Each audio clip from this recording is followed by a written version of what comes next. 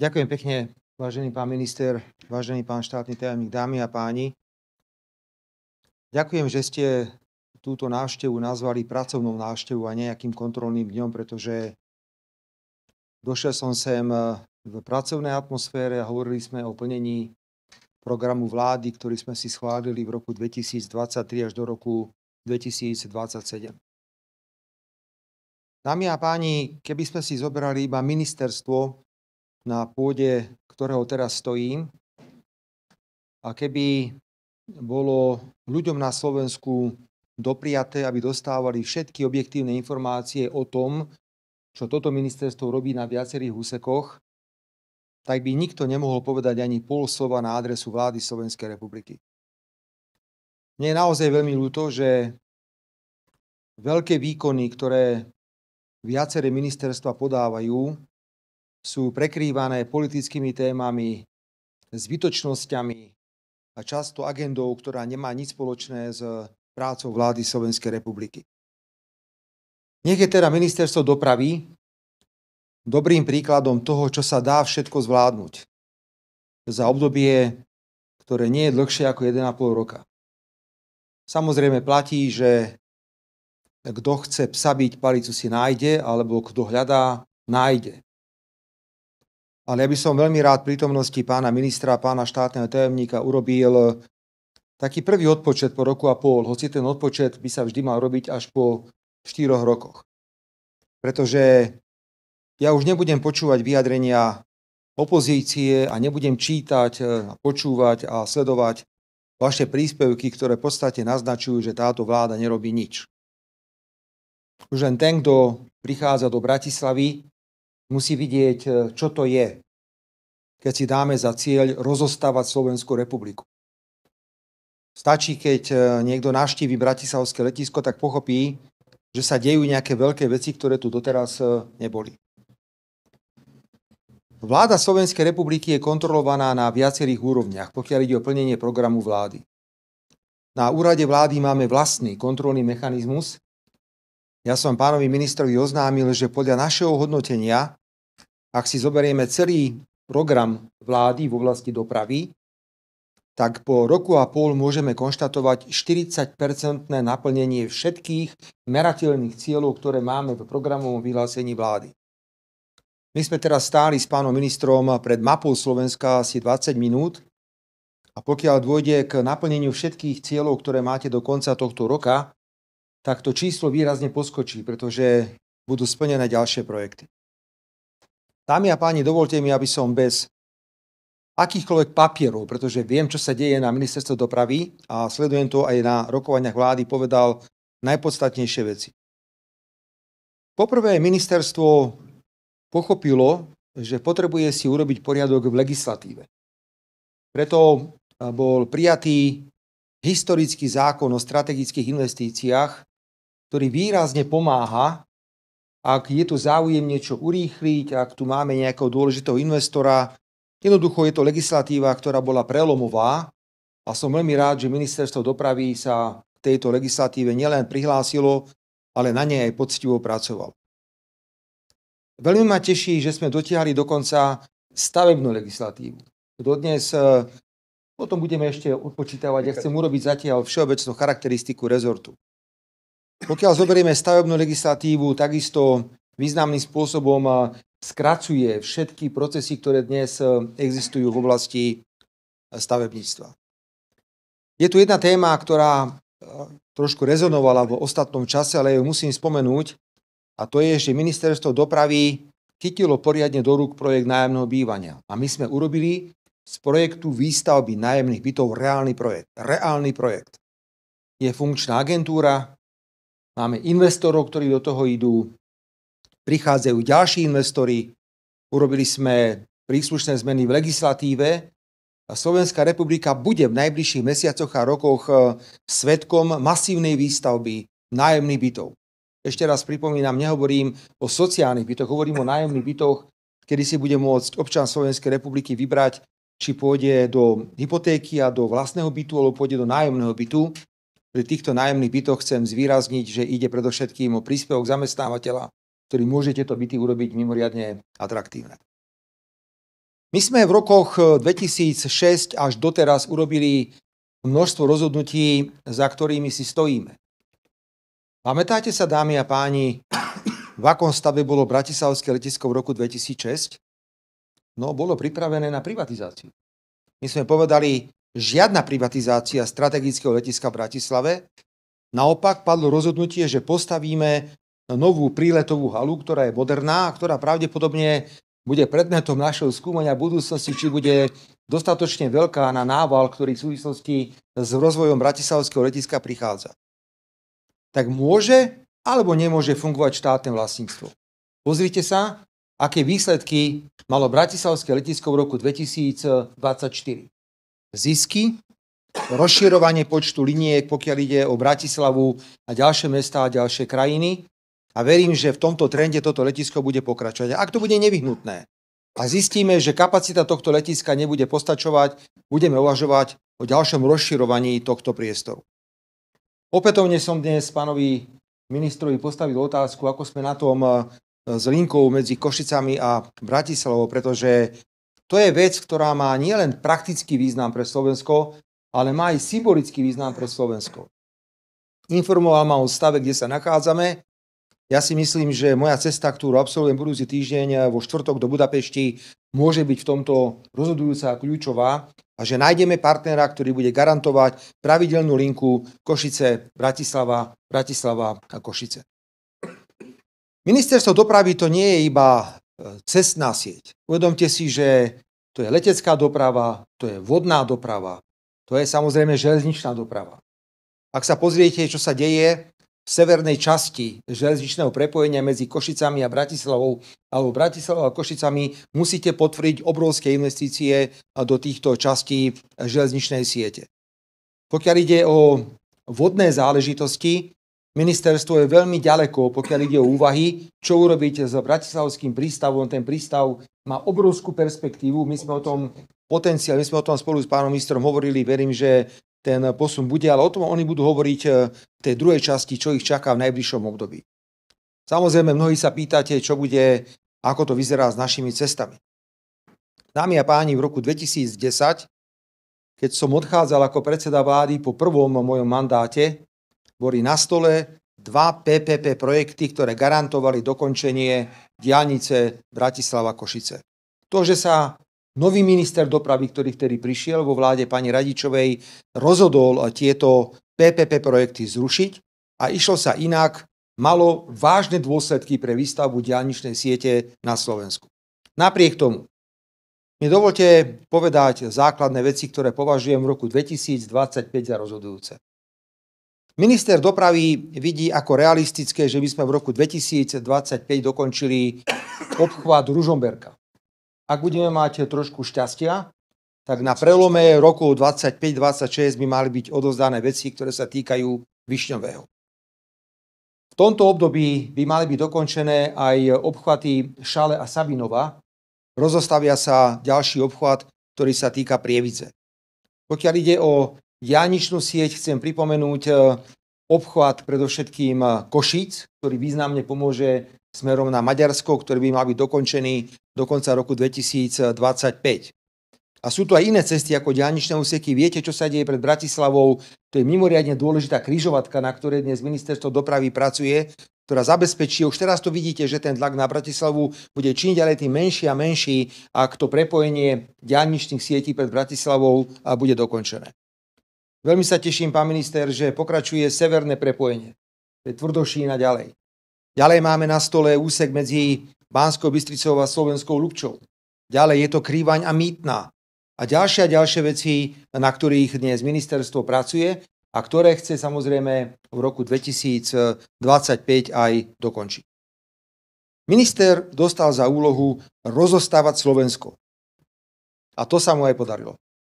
A preto dávam toto ministerstvo ako príklad toho, že sa tu veľa pracuje, je obrovské množstvo odpočítateľných bodov, ktoré si sami môžete skontrolovať. A myslím si, že ministerstvo by malo byť aj dôkazom toho, že sú absolútne nepravdivé všetky tvrdenia, ktoré sa snaží opozícia a veľká časť médií hádzať na vládu Slovenskej republiky. Pán minister, predtým ako odpoviem na 3 otázky médií a nechám ťa tu spoločne s pánom štátnym tajomníkom, aby ste povedali, na čo budete pracovať v roku 2025, 26 a 27. Chcem ťa poprosiť, aby sme spoločne urobili odpočet, čo sa udialo od toho novembra 2023, keď vláda vznikla, až do dnešného dňa. Považujem za správne, že sme nominovali za ministra dopravy človeka, ktorý nie je priamo napojený na stranické štruktúry strany. Vybrali sme manažéra a tento manažerský prístup má samozrejme svoje konkrétne výsledky. Takže zákon o strategických investíciách uvedený do účinnosti v rekordnom čase. Dnes je to až 36 kľúčových infraštruktúrnych projektov štátu, ktoré požívajú výhody tohto zákona o strategických investíciách. Spomenul som nový stavebný zákon po 50 rokoch. Tu sme samozrejme museli veľmi pozorne počúvať samosprávu, pretože o 1 rok došlo k odkladu účinnosti, ale dnes vieme, že zákon je účinný, platí a verím, že prax ukáže, že malo zmysel ísť do ustanovení, ktoré skracujú povolovacie konanie. Spomínali sme obchvaty Šale a Sabinova, ktoré by mali byť dokončené v roku 2000 plus minus 25-26 a chceš rozostávať ešte prievidzu, pokiaľ mám informáciu, pokiaľ ide o obchvat. Ďalej. Veľmi podstatné je to, že pokiaľ ide o diaľnicu, alebo teda úsek D1 medzi Bratislavou a Košicami. Ešte raz. Obchvat Ružomberka plus minus do konca roku 25. Áno. A Višňové na prelome rokov možno 25-26, ak všetko pôjde tak, ako by malo ísť. Možno maximálny termín si mi spomínal február, teraz už nemôžeš zobrať späť. Ty si povedal február, to si mi ty povedal, nie ja iba opakujem slova, ktoré si mi ty povedal. Plus nám zostali samozrejme ešte úsek 1, ktorý má asi 13 km, to je Turany Hubová, to je posledný úsek, ktorý tam máme. Plus boli vyhlásené verejné obstarávania na všetky 3 úseky D3, verejné obstarávanie vo finálnej fáze. Ak si zoberieme splnené, ak si zoberieme najviac opravené kilometre diaľnic a diaľničných mostov v histórii NDS v roku 2024, toto nemôže nikto spochybniť, to si môžete porovnať so štatistikami z predchádzajúcich rokov, takže ďakujem. Tu sa zastavím, ak dovolíš, pán minister. Viete, že sme pri návštevách veľkých krajín, ako je Čína, Južná Kórea a ďalších krajín hovorili o tom, že či vieme nájsť nejakého partnera, ktorí by vedeli s nami do veľkého projektu na opravu mostov, ktoré máme na Slovensku. Ja som si všimol, pokiaľ išlo o vyhodnotenie z dnešného dňa, že ministerstvo dopravy hovorí o tom, že vybralo poradcu, ktorý teraz pripravuje možný PPP projekt na mosty, ktoré sa nachádzajú na cestách, ktoré sú pod správou štátu. My teraz nehovoríme o cestách vyšších územných celkov alebo samospráv, hovoríme o predovšetkým cestách prvej triedy, kde máme asi 1800 mostov, z toho asi 800 mostov by potrebovalo opravu. Čiže rátame to a pýtame sa, existuje investor na svete, ktorý je pripravený investovať do opravy 800 mostov na Slovensku a potom ich prevádzkovať nejaké obdobie? To je ten PPP projekt, čo by bolo pre nás mimoriadne výhodné. My by sme ročne platili nejakú sumu, ako to je napríklad na R1 medzi Nitrou a Banskou Bystricou, ktorý tento úsek je jeden z najúspešnejších vôbec v histórii Slovenskej republiky. Takže pokračujeme v tom, pokiaľ ide o úvahu o PPP projekte na opravu mostov. Rovnako som privítal informáciu od pána ministra, že veľmi intenzívne komunikuje s vyššími územnými celkami, pokiaľ ide o mosty a mostné konštrukcie, ktoré spadajú pod kompetenciu vyšších územných celkov, to sú cesty 2. a 3. triedy a potom sú miestne komunikácie, ktoré patria samosprávam. Dovolte mi teraz to urýchlenie kľúčových diaľničných úsekov, už sme o tom hovorili, to je Višňové, Hubová-Jaknová, definitívne pripravené na stavbu, Košice, to je ten obchvat, ktorý má byť do konca roka, Krivaň-Mýtna do konca roka, Nižná do konca roka, križovatka D1, D4, to, čo vidíte pri vstupe do Bratislave do konca roka. Plus je rozostávaná časť medzi Banskou Bystricou jednotky a Slovenskou Ľubčou, tam sa tiež pekne postupuje smerom na východ. A pokiaľ ide o prvé vetvy križovatky D1, D4, výrazne sa to postupne robí a keď sa to celé dokončí, budete vidieť, že pri vstupe do Bratislavy to bude podstatne jednoduchšie a ľahšie, ako to bolo do nedávna. Vo svojom úvodnom slove som hovoril o štátnych nájomných bytoch. Ja tu musím naozaj oceniť, samotní investori hovoria, že takéto tempo prístupu štátu, pokiaľ ide o spracovanie dokumentov, pokiaľ ide o samotnú agentúru, tu nikdy nevideli. Máme už 3 investorov teraz, ktorí podpísali dohody. So štátom prichádzajú ďalší.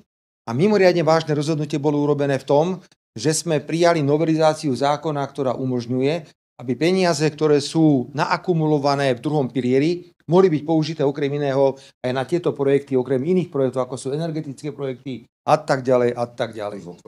Samozrejme, ja budem veľmi rád, keď tomu príde. My musíme výraznejšie zhodnocovať peniaze, ktoré sú v 2. pilieri.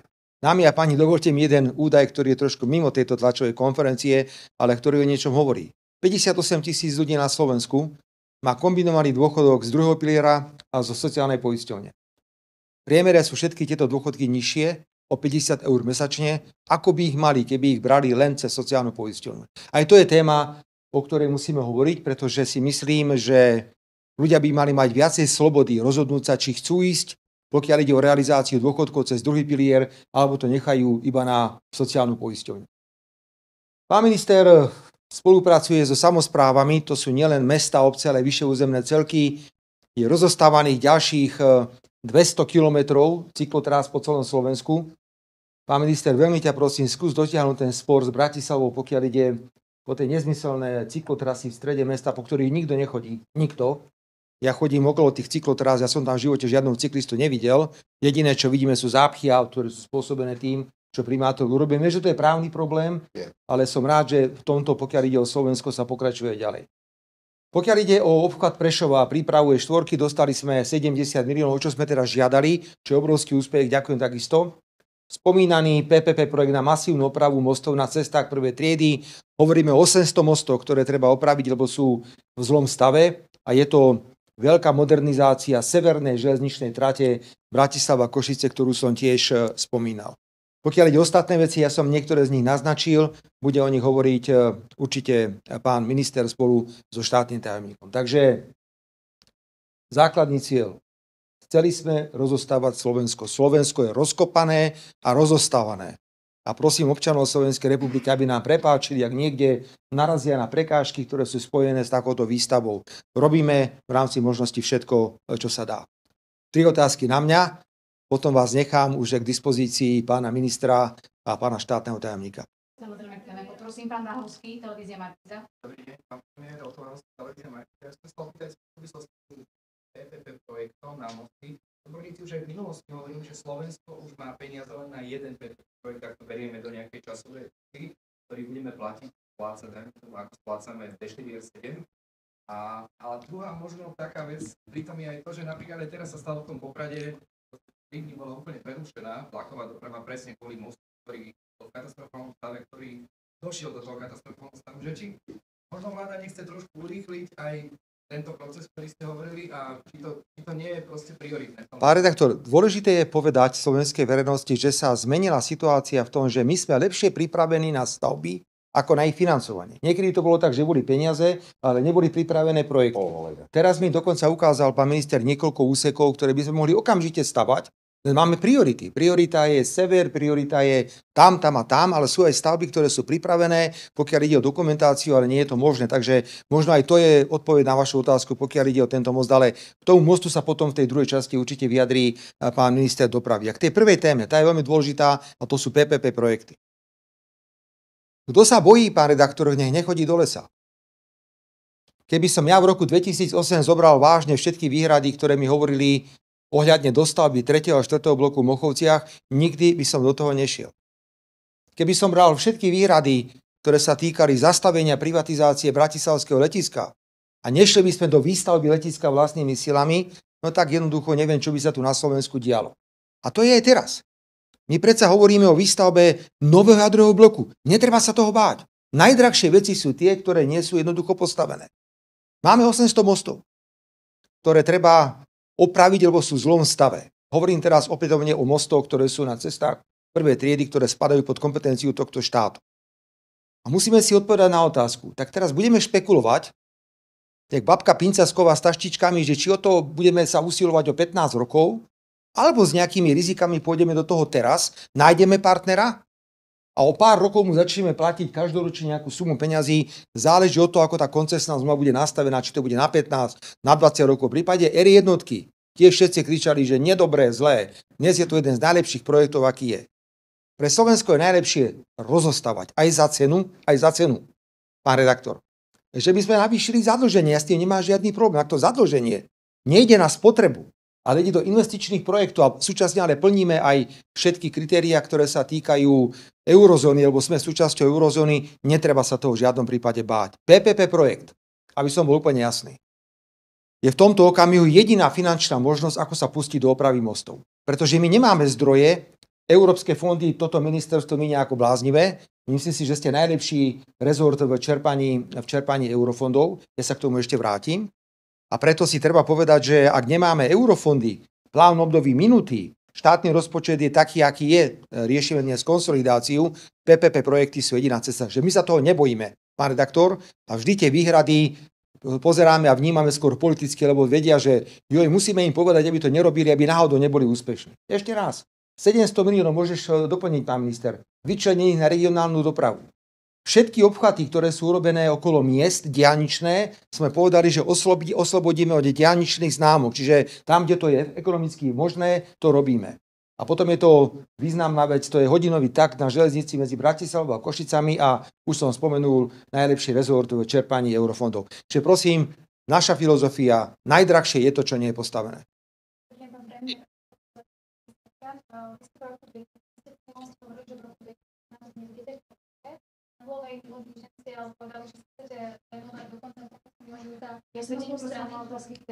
Nechajte, ja na to odpoviem, lebo... Pani redaktorka, ja by som strašne rád vošiel do vašej hlavy a pochopil podstatu tejto otázky. Akože, ja som povedal, že možno skončím. Aj futbalisti niekedy povedia, že ešte budem hrať 2 roky. No ale mňa nebolia kolená. A mám pocit, že dávam aj nejaké góly. Čo vás to trápi?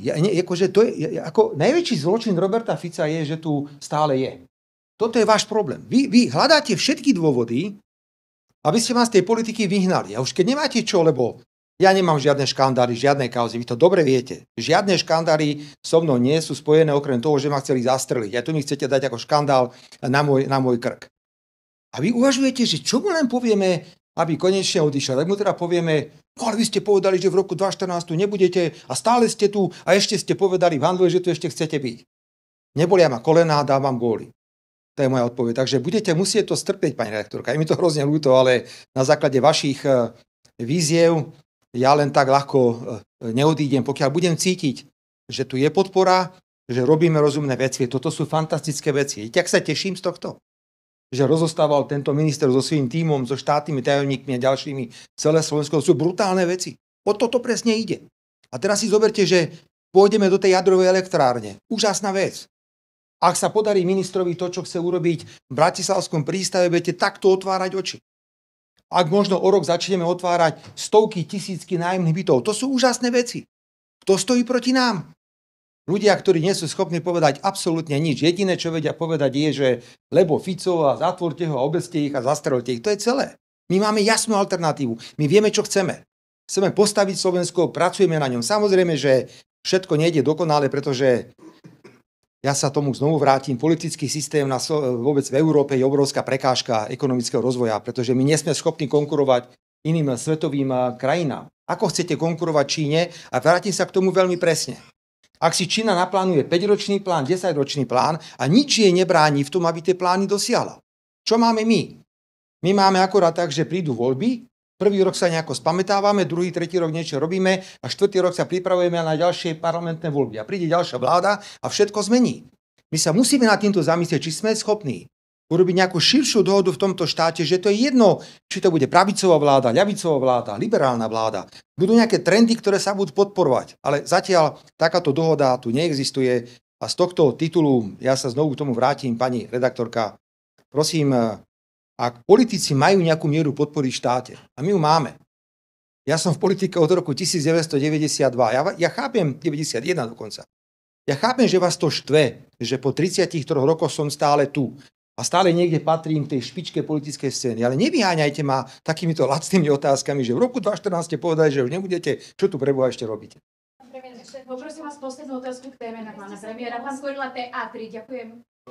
Bola tá trojka, samozrejme, vy ste povedali, teda, že idete do Budapešti a že by sa to malo nejakou povedzníkom brať. A teda budete tam nejako rokovať s nejakou leteckou spoločnosťou alebo ako mám? Budem hovoriť s človekom, ktorý môže mať významný vplyv na toto rozhodnutie. Nič iné nepoviem v tomto okamihu. Ďakujem pekne, lebo to sú predsa len rozhovory. Ja nehovorím o rozhovoroch z kuchyne. Chceme to urýchliť. Chceme, aby sme... Viete, tam sa nejaké možnosti ukazujú. To je konkrétna, alebo sú konkrétne letecké spoločnosti, ktoré sa niekam dostali, ktoré majú záujem. A možno treba niekedy posunúť, treba niekedy telefonát urobiť, treba niekedy posunúť, že prosím vás, už toľko neváhajte a urobte to. My musíme zabezpečiť leteckú dopravu medzi Košicami a Bratislavou. Ďakujem pekne. Takže, pán minister, ešte raz, pán štátny tajomník, ďakujem pekne. Poprosím teraz, keby si poskytol informáciu o ďalších výzvach a prípadne odpovedali na tie otázky technického charakteru. Kolega z Markízy sa pýtal, myslím, na ten most potom. Ja to viem, by to bolo. Dobre? Odpoviem. Ďakujem pekne, všetko. Pekne ďakujem. Veľmi si vážim všetko. Dobre, ďakujem. Dovidenia. No,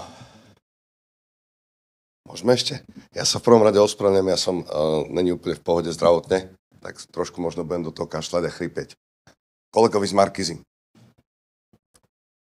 Práve ten výpočet toho PPP projektu má stanoviť tú možnosť toho štátu platiť ďalej. Ale vtedy, keď sa robili tie analýzy, že toto je ten posledný, tak ono ten cenový vývoj niekam ide. A to, že najdrahšia diaľnica je tá, ktorú nepostavíme, tak to platí aj v tomto prípade, pretože v momente, keď sa stavala a robil sa ten posledný PPP projekt, tak samozrejme tá cenová úroveň bola úplne iná. To znamená, a takisto nám rastie hrubý domáci produkt. To znamená, to, čo sme si možno, že v tom čase to vyzeralo, že už si nebudeme vedieť dovoliť, tak to si teraz už budeme vedieť dovoliť, pretože ideme niekde inde zase. A problém spočítania tohoto PPP projektu, je to veľmi náročný PPP projekt. Je to mnoho mostov, tých 800 mostov, to by bol ten ideál, ale možno ich bude 500. Možno, že ten prepočet ukáže, že len 150 sa dá spraviť. A to nielen z dôvodu nákladovosti, ale aj z dôvodu toho harmonogramu tých oprav, že my nemôžeme teraz zavrieť to Slovensko. To je presne to, čo sa stalo teraz pri tom moste, kde v Poprade, kde proste pri plánovanom odstraňovaní nosníkov tam sa nestalo nič nepredpokladá, len to, že sa jeden z nich zlomil. Dalo sa to inak robiť za prevádzky. Našťastie sa to celé udialo bez toho, aby sa niekomu niečo stalo. Ale áno, niekto proste zle ohodnotil ten stav toho nosníka a ten nosník sa pri odstraňovaní žeriavom zlomil a nejaká časť padla na trať. Tak preto bolo treba na chvíľu tú trať zatvoriť. Len pre bezpečnosť všetkých cestujúcich sa to spravilo za 2, za 3 dní. Som pripravený na ďalšie otázky asi. Áno.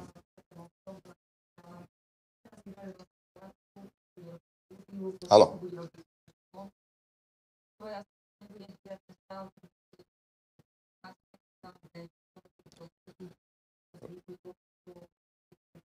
Áno, rozumiem vám. No, takto my máme v správe diaľničné mosty a máme v správe mosty Slovenskej správy ciest, to znamená mosty na cestách prvej triedy. A tých mostov za minulý rok sme opravili naozaj rekordný počet, čo sa týka Národnej diaľničnej spoločnosti. Takisto tento rok opravujeme, myslím teraz okolo 30 mostov, čo sa týka diaľničných.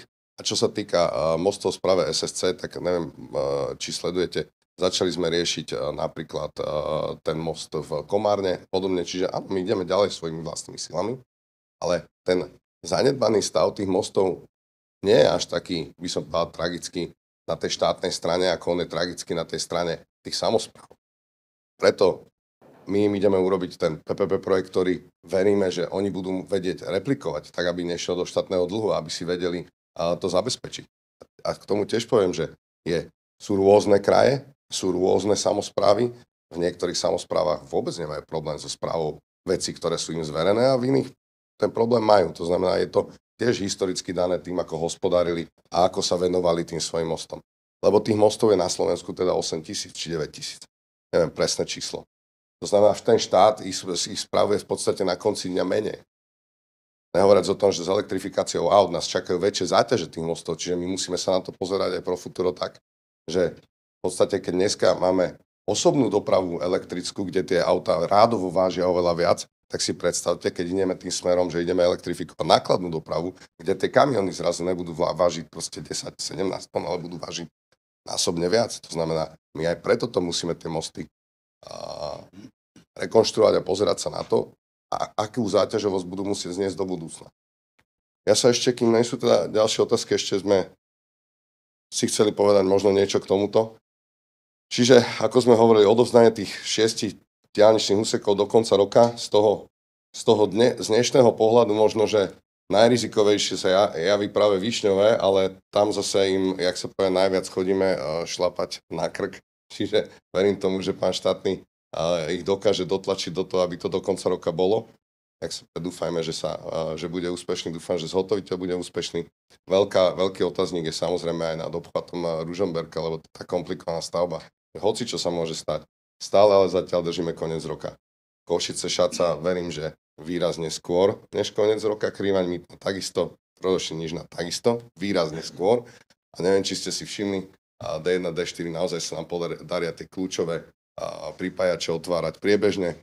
A verím, že o pár týždňov sa stretneme na tlačovke, kde budeme otvárať ďalší podstatný pripájač, kedy sa nám už podarí odkloniť, tak sme odklonili tú kamionnú dopravu na výjazde z Bratislavy, tak teraz už ju budeme vedieť odkloniť aj na výjazde do Bratislavy. To sa bavíme o 40 000 autách denne cez prístavný most. Ja dúfam, že už teraz to vnímate, že tá Bratislava je lepšia na tom, keď sa nám podarí. V podstate to sú veci, ktoré mali byť koncom tohto roka hotové. A poviem, že 75% z nich už je a keď sa nám podarí teraz do konca júna spraviť ten posledný privádzač, tak to naozaj tej Bratislave veľmi pomôže. Vysporiadané prístavu hovoril pán premiér.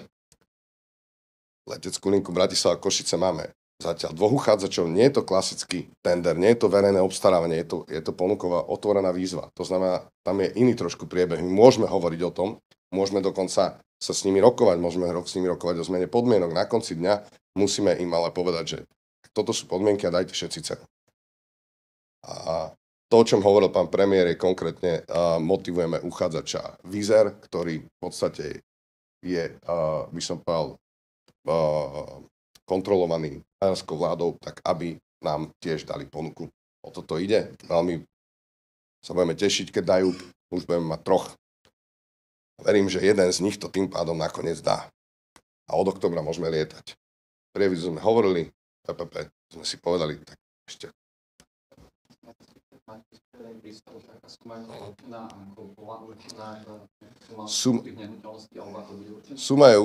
Suma bola určená, maximálna suma bola určená rozhodnutím vlády, ale až po spracovaní znaleckých posudkov. Tie posudky sme mali k dispozícii už pred rozhodnutím vlády, to znamená, tie posudky sú spracované a momentálne sme pred podpisom úverovej zmluvy s bankou.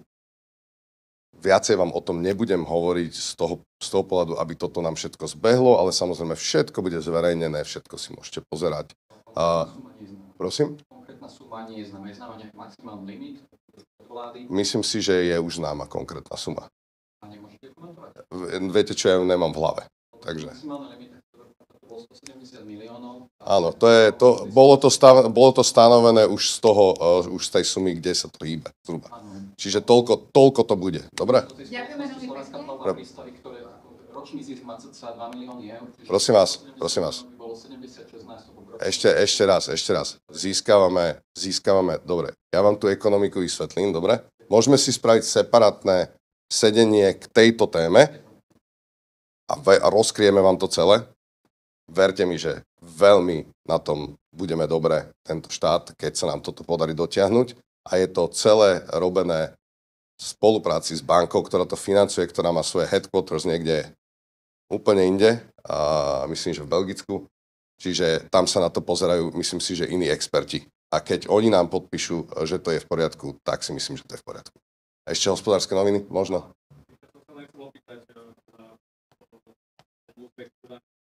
Áno. Áno. No, tak to je ticho smerom na vonok. No. Pán redaktor, vo vašich novinách boli zverejnené informácie, ktoré sa z verejného obstarávania štandardne nemajú ako a nemajú prečo dostať von na verejnosť. To znamená, už tam je otázka, a je to pomaly na trestné oznámenie, že akým spôsobom sa niektoré veci z tých tendrov zverejňujú, ale to samozrejme nebudem skúmať, čiže podľa mňa viete o tom možno viacej než ja. V každom prípade, vo všetkých troch D3, aj v D1 sme vo finálnej fáze tých verejných obstarávaní. Dokonca v D3 boli už oznámené ako keby výsledky, len neúspešní uchádzači podali revízny postup, to znamená, rozhodlo ÚVO a toto nám, by som povedal, trošku to naťahuje a verím, že sa bavíme naozaj v týždňoch, kedy budem môcť byť pouzatvárané postupne tie zmluvy na tie D3. Tá D1 je niekde v štádiu vyhodnocovania a tiež to pôjde. Máme zachovanú hospodársku súťaž, ideme ďalej. Verím tomu, že to dotiahneme v krátkom čase. Áno. A dokonca teda, ako štátny hovorí, tak aj v D3, aj v D1 máme z minulého týždňa tú EU. Takže, čo nám tiež veľmi pomohlo.